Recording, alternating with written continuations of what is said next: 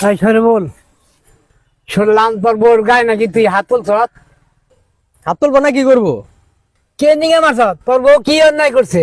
কি যে রান্না করে, মুখে কোনো কিছুই স্বাদ লাগে না রানলে পারা। আর মারবো না কি করবো? কি রান্না করছ? কি খাইছ? খাবারই তো বাড়ি নাই। 750 টাকা দিয়ে 1 কেজি গরুর মাংস আনছি।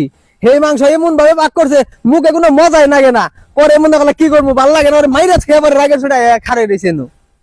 আচ্ছা, গরুর মাংস পাক করছ, খাইতে পারস না, স্বাদ হয় নাই। গতকাল কি দেখাইছিলি? গরুর মাংস? তার আগের দিন কি দেখাইছিলি?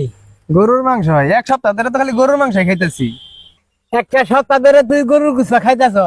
একটা জিনিস প্রতিদিন খাইলে তার মুখে কত স্বাদ লাগবো। আর দুই যাই তুই বউয়ের, আর তুই কস বলে পাক ভালো হয় নাই। প্রথম কথা হলো, কেউ যখন কিছু রান্না করে সে তখন কিন্তু চায় না যে রান্নাটা খারাপ হোক। সে চায় রান্নাটা যাতে ভালো হয়, খায় জানি সবাই মজা পায়। দ্বিতীয়ত, তুই যে তরকারিটা খাইতে পারলি না, বললি স্বাদ হয় নাই, ওই তরকারিটা এমন এক লোককে দিতি যে কিনে সারা বছর গরুর গোস্ত কিনা খাইতে পারে না। ওই লোক তুই যে বললি তরকারি স্বাদ হয় নাই, ওই স্বাদ ছাড়া তরকারি খাইয়ে হ্যাঁ আল্লাহ কাছে লাখো কোটি শুক্রিয়া আদায় করতো, আল্লাহ কাছে 2 হাত তুলে মোনাজাত করতো। আশেপাশে দরিদ্র লোক যারা আছে ওদের কথা একটু ভাবিস।